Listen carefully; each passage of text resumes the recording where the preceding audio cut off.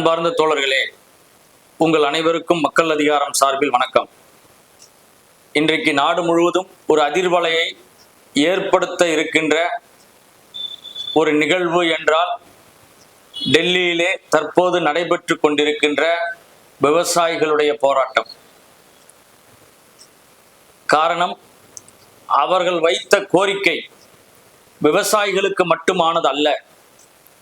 யாரெல்லாம் அரிசி சோறு திங்கிறாங்களோ, கேழ்வரகு சோறு சாப்பிட்றாங்களோ, உணவு சாப்பிடுகின்ற அனைவருக்கும் சொந்தமான ஒரு கோரிக்கைக்காக தான் இன்னைக்கு டெல்லியில விவசாயிகள் பஞ்சாபிலிருந்தும், ஹரியானாவிலிருந்தும், உத்தரப்பிரதேசத்திலிருந்தும் இன்றைக்கு பல ஆயிரக்கணக்கிலே இன்றைக்கு போலீஸினுடைய அடக்குமுறையை எதிர்கொண்டு போராடி கொண்டிருக்கிறார்கள். நடு ரோட்ல நிற்கிறாங்க.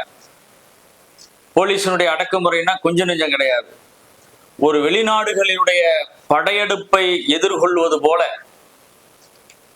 ட்ரோன்ல கண்ணீர் புகை வீசுவது, பெரிய பெரிய பள்ளங்களை வெட்டுவது, பெரிய பெரிய கான்கிரீட் மதில் சுவரை கொண்டாந்து வைப்பது, முள்ளுவேலி பல லேயர் உருவாக்குவது, இப்ப புதுசா இன்னும் கண்டுபிடிச்சிட்டு இருக்காங்க.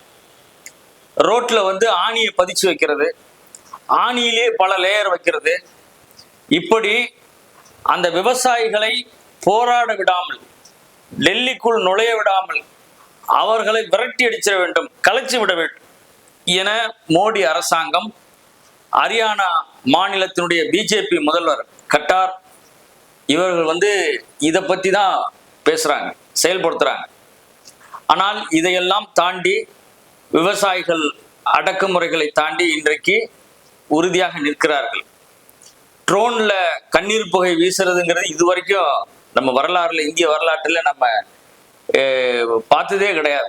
போலீசார் நேரடியாக போராட்டக்காரர்கள் முன்பு கண்ணீர் புகை வீசுவாங்க, கலைஞ்சு ஓடுவாங்க, திரும்பி வருவாங்க, இப்படிதான். ஆனா போலீஸ் இருந்து கொண்டு ட்ரோன்ல எங்கேயோ பறக்க விட்டு கண்ணீர் புகைய மக்கள் மத்தியில போடுறதுங்கிறது இது ஒரு அந்நிய படையெடுப்பு போல. சொந்த நாட்டு விவசாயிகளை, சொந்த நாட்டு மக்களை ஒரு விரோதிகள் போல பார்க்கக்கூடிய ஒரு இதுதான் இந்த செயல். இதுக்கும் கூட அந்த டெல்லி விவசாயிகள் பட்டங்களை விட்டு அந்த ட்ரோனை தடுக்கிறாங்க, அதை இடையூறு செய்யறாங்க, பட்டம் விட்டு. அப்ப இதெல்லாம் இந்திய மக்கள் ஒரு கணம் அந்த விவசாயிகளுடைய போராட்டங்களை, விவசாயிகள் படக்கூடிய அடக்குமுறைகளை, விவசாயிகள் வைத்த கோரிக்கைகளை நாட்டு மக்கள் ஒரு கணம் சிந்தித்து பார்க்க வேண்டும். என்ன சொல்கிறார்கள்? நாங்கள் விளைவித்த நெல்லுக்கும், கரும்புக்கும், கோதுமைக்கும் கட்டுப்படியான விலை வேணும், அந்த விலை வேண்டும் என்பதற்காக உத்தரவாதப்படுத்தி சட்டம் இயற்றணும் அப்படின்னு கோரிக்கை வைத்து ஒரு ஆண்டு போராடி 700 விவசாயிகளுக்கு மேல் உயிர் தியாகம் செய்தார்கள்.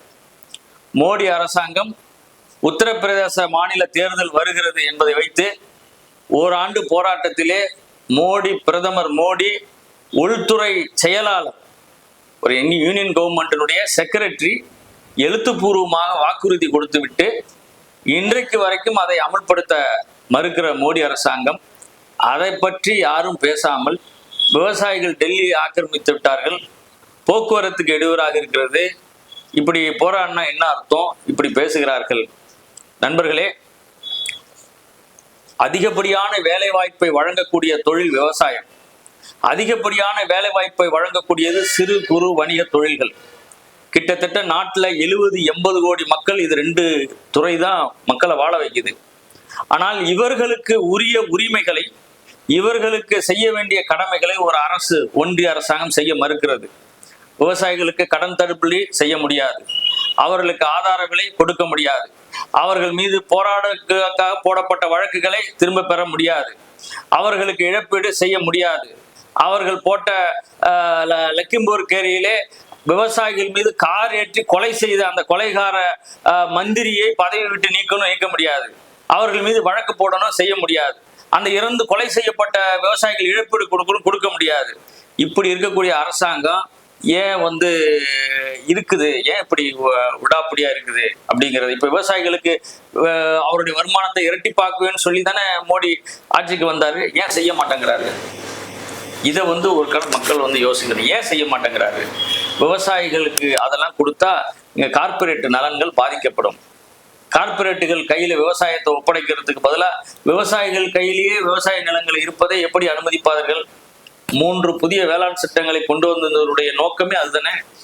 நிலங்களை கார்ப்பரேட்டுகள் கொடுக்கணும், எழுதப்படாத விதியாக. அங்கு என்ன பயிரிடணும், எப்ப பயிரிடணும், எவ்வளவு பயிரிடணும், என்ன விலைக்கு பயிரிடணும் என்பதை அம்பானியும் அதானியும் பெரும் முதலாளிகளும் முடிவு செய்வார்கள். விவசாயிகள் எல்லாம் அவங்களுக்காக இருக்கக்கூடிய ஒரு ஒப்பந்த ஊதிய போல மாற்றக்கூடிய ஒரு நிலைமை, அடிமையா மாற்றக்கூடிய நிலைமைக்கு தானே விவசாயிகள் அவ்வளவு கடுமையா போராட்டம் பண்ணாங்க.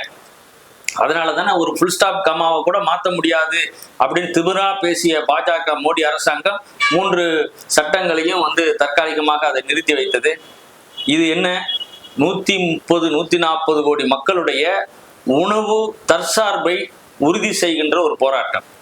அப்ப விவசாயிகள் கையில விளைநிலங்கள் இருந்தாதான், விவசாயிகள் நெல்லை, கரும்பை, கோதுமையை உற்பத்தி செய்தால்தான் நீங்க மொத்த நாட்டு மக்களுக்கும் உணவு தட்டுப்பாடோ பற்றாக்குறையோ இல்லாம உறுதி செய்ய முடியும். அப்ப அவர்களுக்கு போதுமான விலையை கொடுத்து அரசாங்கம் கொள்முதல் செய்து நாட்டு மக்களுக்கு நியாயமான விலையிலே ரேஷன் கடையில, சத்துணவு, இந்த மாதிரி மருத்துவமனையில, பொது விநியோக திட்டத்துல சரியா கொடுக்க முடியும்.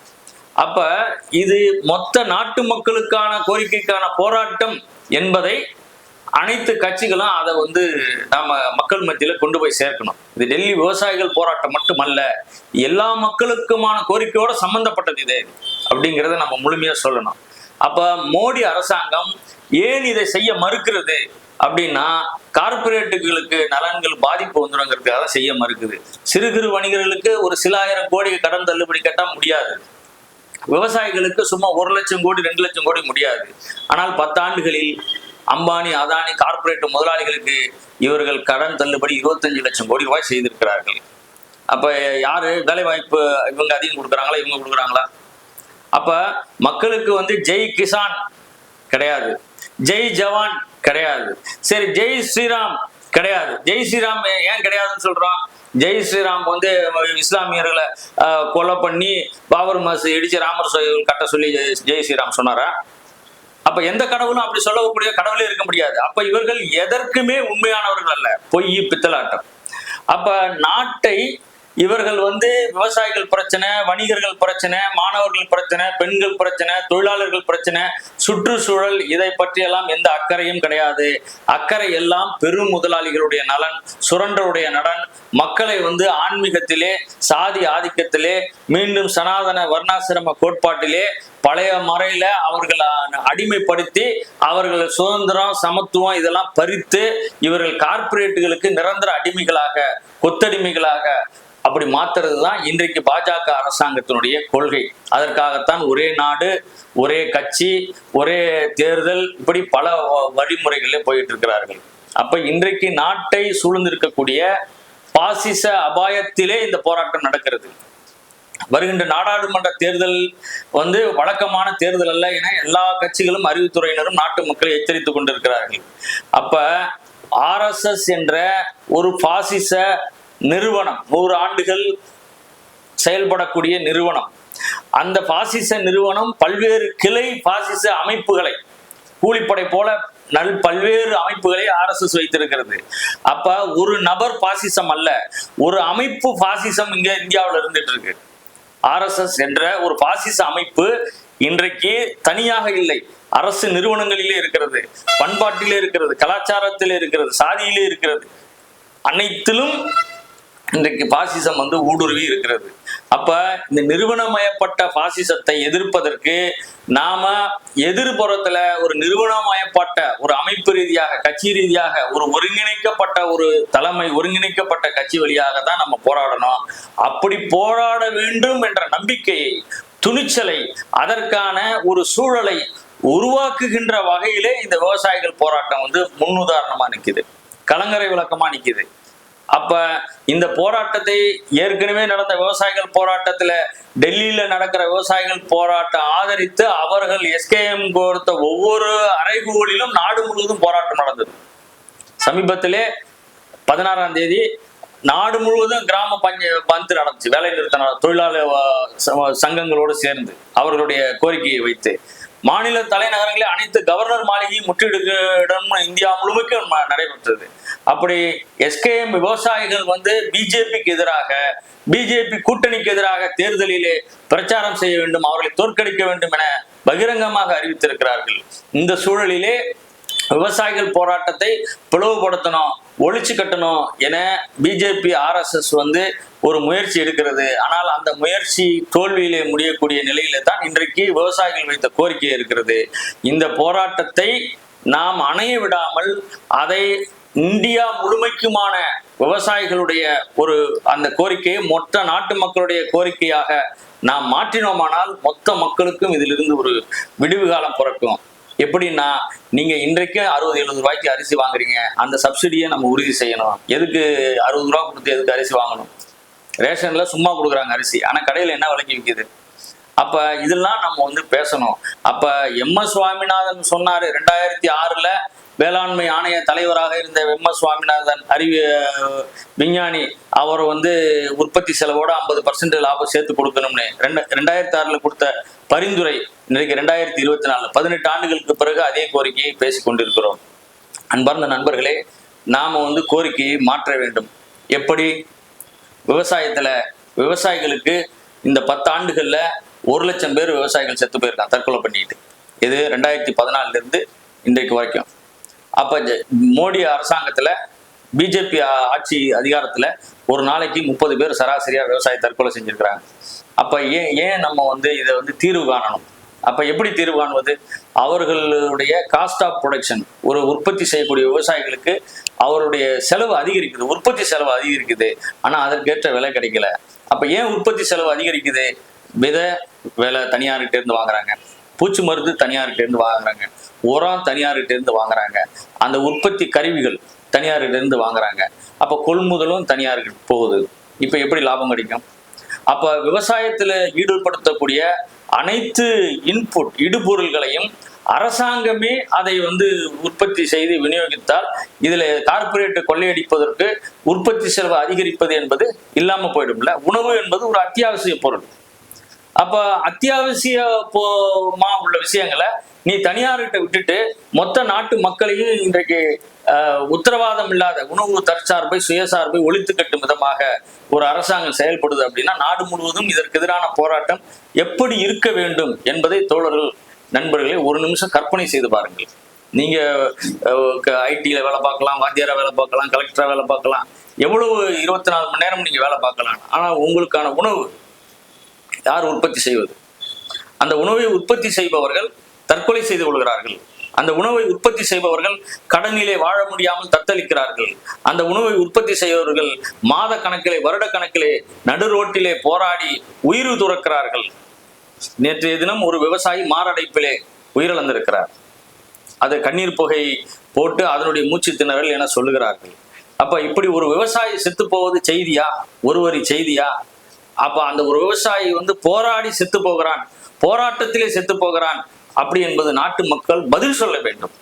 நீங்க பார்க்கக்கூடியவர்கள் இதுக்கு பதில் சொல்லணும். சாப்பிடுறவங்க கட்டாயம் சோறுல கை வைக்கும் போது இந்த சோத்தை விளைவித்தவன் ரோட்டிலே போராடி செத்து போயிருக்கிறான், அவன் கேட்ட கோரிக்கையை இந்த அரசாங்கம் ஏன் நிறைவேற்ற மறுக்கிறது என்பதற்கு சாப்பிடும் போது நீங்க ஒரு கணம் பதில் சொல்லுங்க. ஏன் மறுக்கிறான்? அப்ப அவனை செய்ய வைக்கிறது எப்படி? அப்ப அந்த விவசாயினுடைய கோரிக்கை போராட்டத்திலே உங்களுக்கு பங்கு இல்லையா? அவர்களுக்கு இப்போ ஒரு தொழிற்சங்கம் போல அவர்களுடைய போனஸ், அவர்களுடைய பணி நிரந்தரம், அவர்களுடைய ESI அப்படின்னு ஒரு வர்க்கம் சார்ந்த ஒரு கோரிக்கையாது. இது மொத்த நாட்டு மக்களுக்குமான கோரிக்கையை ஒரு வர்க்கம், விவசாய வர்க்கம், நில உடைமையாளர்கள் வர்க்கம், வெறும் தொழிலாளி மட்டுமல்ல, 15 ஏக்கர் 20 ஏக்கர் வைத்திருக்கக்கூடிய நில உடைமை வர்க்கம், பெரும் படித்த இளைஞர்கள், இவர்களெல்லாம் இந்த போராட்டத்தை ஆர்கனைஸ் பண்ணி நடத்தி கொண்டிருக்கிறார்கள். இந்த கோரிக்கையை நாம் கட்டாயம் நிறைவேற்ற நாம் போராட வேண்டும். இது MS சுவாமிநாதன் கமிட்டி என்பதை தாண்டி மொத்தமும் விவசாயத்தினுடைய உற்பத்தியும் அதனுடைய கொள்முதலும் அதனுடைய விநியோகமும் 100% அரசு கட்டுப்பாட்டில் இருக்க வேண்டும். அரசு அதை எப்படி செய்ய வேண்டும் என்பதை மக்கள் வந்து கொள்கை அளவிலே, அதிகாரத்தில் அளவிலே, அமல்படுத்தும் அளவிலே நாம் வந்து தீர்மானிக்க வேண்டும், அதை வலியுறுத்த வேண்டும். மக்கள் அதிகாரம் SKM நடத்தக்கூடிய அனைத்து போராட்டங்களிலும் முன்னணியாக நின்று தமிழகத்திலே செயல்படுகிறது, ஈடுபடுகிறது. நாம் இந்த விவசாய போராட்டத்தை கொழுந்து விட்டு அணைய விடாமல் இதை நாடு முழுவதும் பரவ செய்து 2024 நாடாளுமன்ற தேர்தலிலே பாஜக மோடி அரசாங்கத்தையும் அவர்களை ஆதரிக்கக்கூடிய கூட்டணி கட்சிகளையும் நாம் முழுமையாக துடைத்தெறிய வேண்டும், தூக்கி எறிய வேண்டும். நன்றி, வணக்கம்.